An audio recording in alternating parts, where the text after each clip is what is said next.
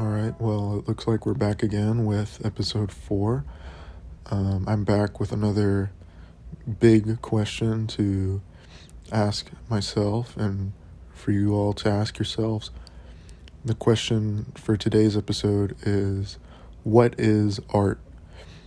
That is such a controversial question, right? There have been so many people asking themselves this question for so many years across the world. I mean, it's such a highly debated topic. I mean, it's not controversial in the sense that, the same way that political topics are controversial. I mean, controversial in the way that, it's really hard to come up with a definite answer for this because art can be so many things. And, I think there's a definite answer for it, or at least there is for me personally, but we'll talk about that at the end of the video. But yeah, like I said, art ranges from so many different things, from paintings to sculptures to music to movies. I mean, it's so many different things. Dancing. I mean, art is, to most people, really a way in which people can express themselves or convey some sort of message or emotion or maybe a thought, right? But it can be, those ideas and emotions can be expressed in so many different ways, and they have been across time. Like I said, paintings and music have been a staple, I guess, in art, or the subject of art, or arts, I guess, for thousands of years, And I think that says something quite profound about humanity, the fact that although art has evolved in so many different ways and has branched off into so many different genres, that it still exists, and, it still persists in many different ways, and that we still want it, that we don't try to get rid of it, that we're always encouraging people to be creative and express themselves in whatever way they can, whether that be painting or creating music or creating, anything, right? Creating, nonetheless, because, without art, Earth would just be No, I'm kidding. That was cheesy. But let's get back to the question. What is art?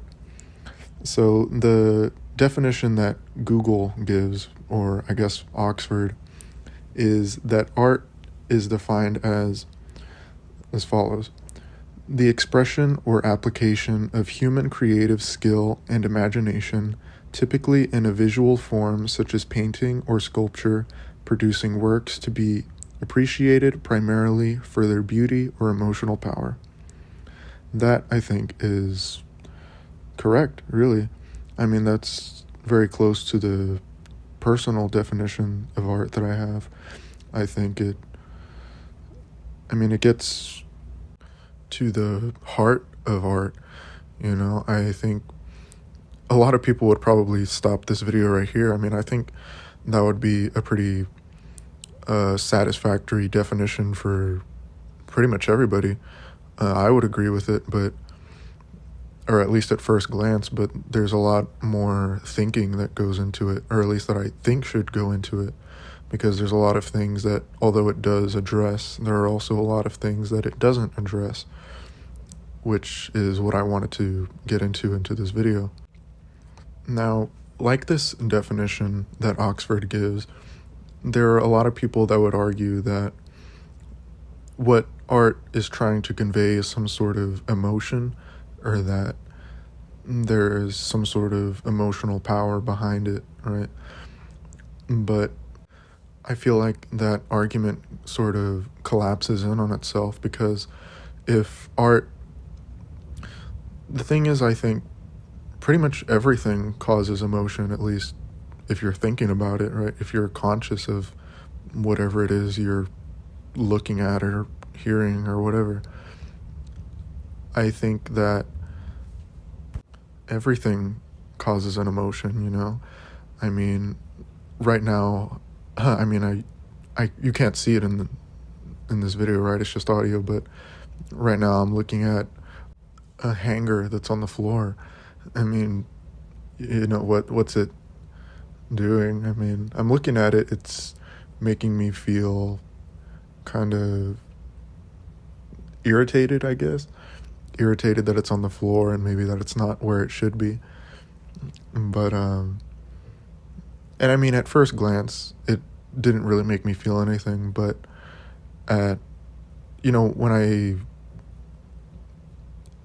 thought about it a bit more, it did kind of irritate me that it's not where it's supposed to be, and I will probably move it when I'm done recording this. But yeah, I mean, it just doesn't make sense that art is supposed to convey an emotion. I think it does, but I'm not sure if that's what it's supposed to do, or maybe that's what the person who created the art is intending for you to do, is to feel something when you see it or listen to it or think about it.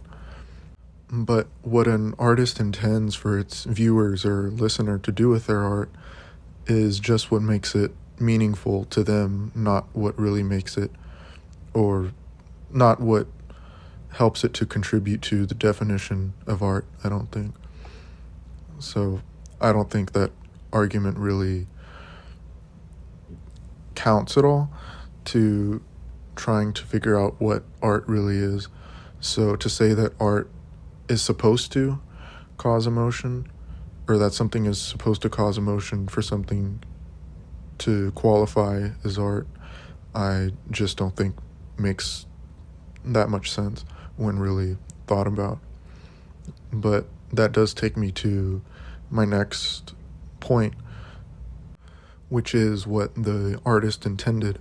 Now, behind every work of art, there is a meaning behind it. There is a thought process going on.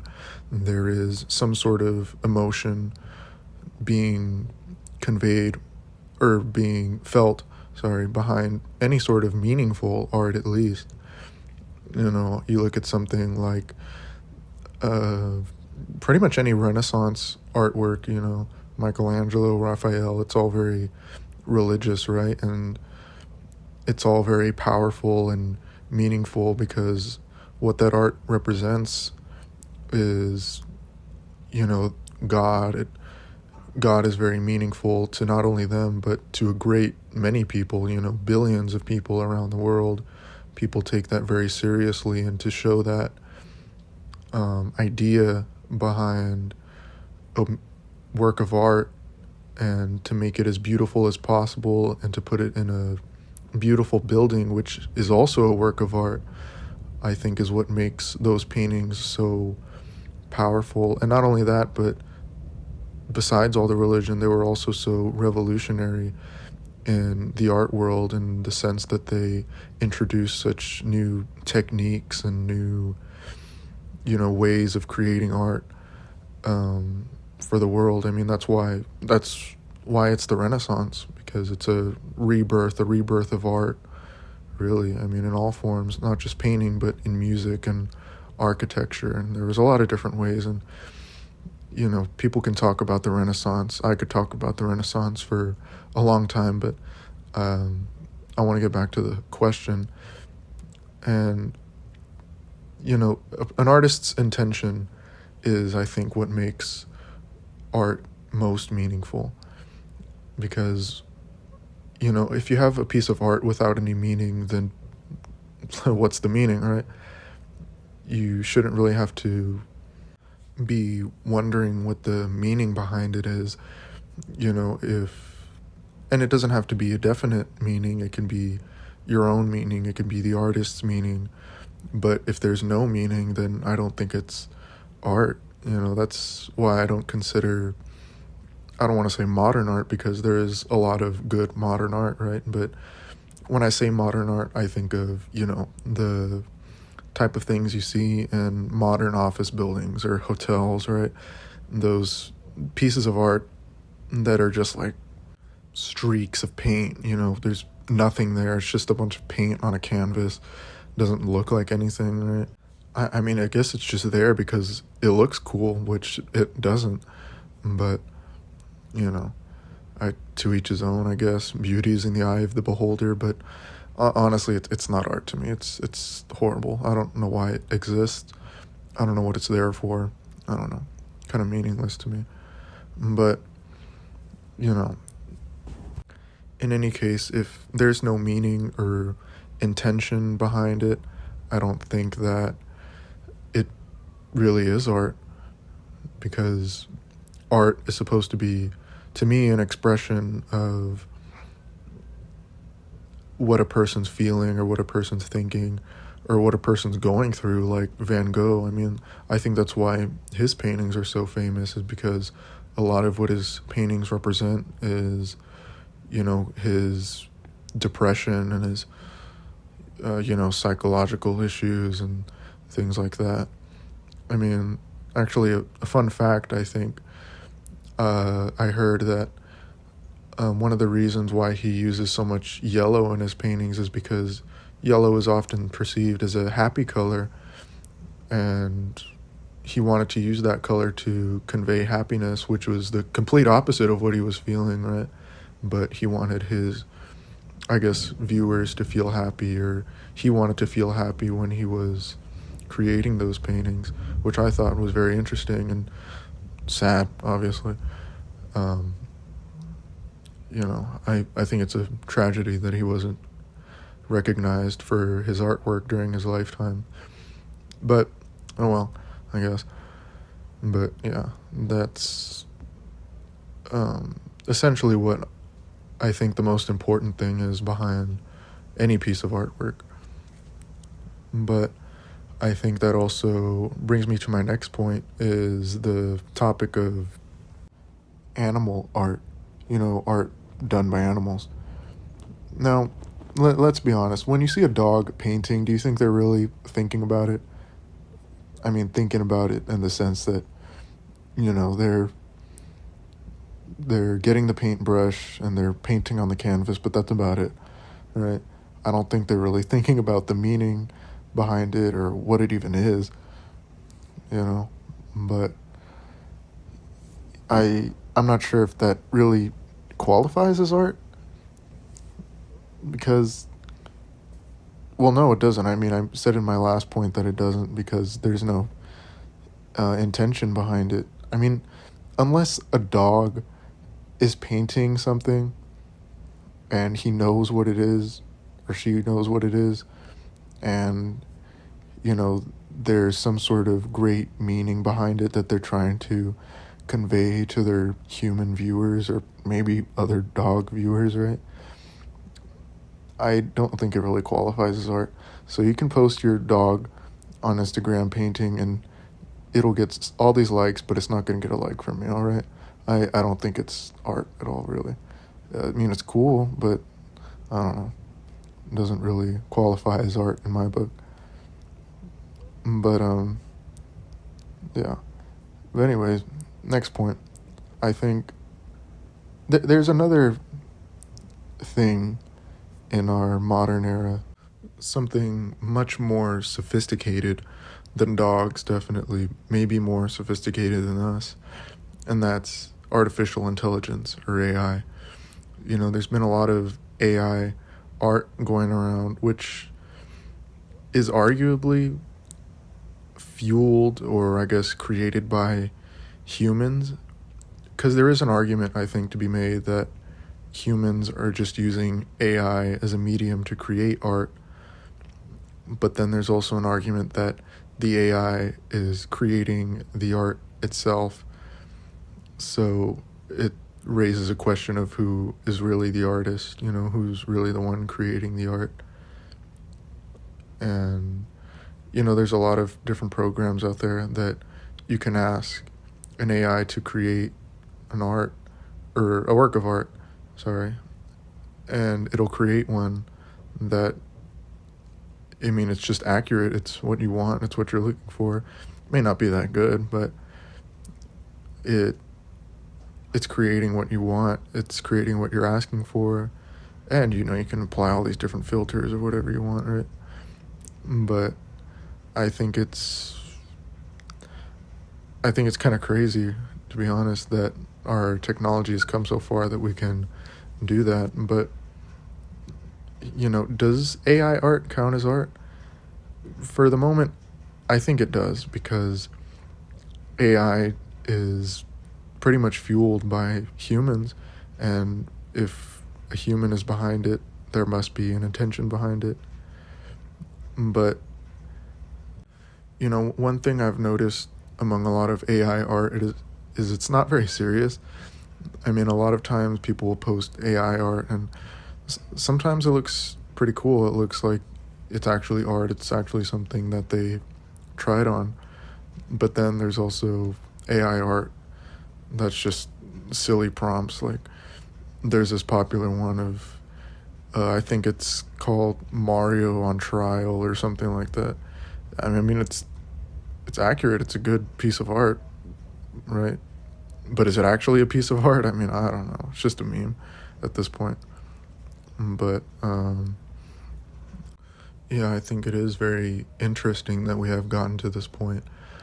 But I think for the time being, it is art because it is being fueled by humans, like I said. But if it were, let's say artificial intelligence really was artificial intelligence and it had a mind of its own and it ended up creating works of art, then would it really be considered art? Well, I mean, I would assume it would be art amongst themselves, right? I mean, if you have a robot paint something and then show it to another robot and say, hey, look at my painting, I'm sure they would appreciate it. But if a robot was to show their painting to a human, would it really be appreciated in the same way, or would it be appreciated at all? I mean, that's another question for another video, maybe. But yeah, I mean, there is a lot that can be said about the rights and emotions, if they have any, of artificial intelligence and things like that, and even their thought process as well, if they even have one. Because I think, like I said, I think one of the things that makes art most meaningful is the fact that it was created by a human, because a human experiences what's known as the human condition. I mean, it's something that we all go through. We have emotions, we have desires and things like that, and those types of factors are what contribute to great works of art, especially strong emotions, or strong talent too is what helps to create those beautiful, famous, and iconic works of art that have just really touched people across time and across the world, because it's something that we can all relate to, because it's something that we as humans all experience, right? And I think that's one thing that AI will never be able to replicate, and AI will never love, and AI will never want anything as much as they say they will. They're just, I mean, it's just software, right? Software can't do very much, especially in terms of trying to replicate the human experience. But thinking about all of these different factors and all of these different arguments that have been made by many different people across time, across the world, I think I have come to my own personal definition of what art is, and those who listen to it are more than welcome to agree or disagree, or neither, I guess. But it's a definition that I've been using for a couple of years. It's the definition that is personal. Like I said, it's not absolute, or at least I'm not claiming that it's absolute, but it may be, right? But This definition of art that I've come up with, the one that I've been using, is as follows. It's something like the physical manifestation of one's perspective on an idea or an event. Because I think all art, in whatever form it may be, can be categorized into those two categories, right? I think all art can be categorized into either an idea or an event. Because, I mean, let's go back to Michelangelo's art, his creation of Adam, right? When you look at the creation of Adam, that's a painting that I think would be categorized into something like an event, because the creation of Adam is an event that's in the Bible, and it represents the creation of Adam, really, by God in the book of Genesis, right? It's an event that maybe it happened, maybe it didn't, but yeah. And then you take another painting, like maybe, what's his name? Thomas Cole. He's an artist that I really like. More modern painter, for those who don't know. But he has this work called A Consummation of Empire, which actually isn't one painting, it's 5 paintings, right?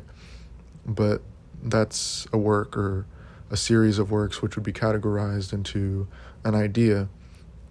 It's this idea that no matter what, civilizations will always exist, right? Men will always try to colonize whatever land they can, or at least that's the way I interpret it, because in these 5 paintings, you have the first painting, which is nature. I mean, it's trees, grass, whatever, right?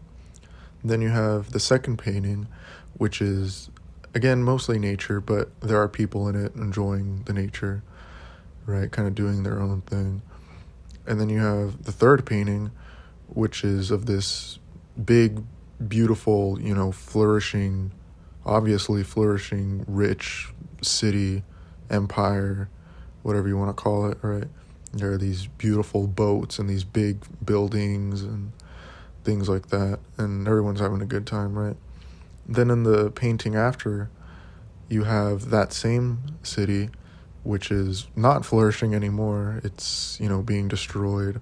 I don't really know what's happening. Maybe there's a battle, maybe there's some sort of natural disaster going on, but there are people in the painting, that look like they're running for their lives. Everything's on fire, there's smoke everywhere.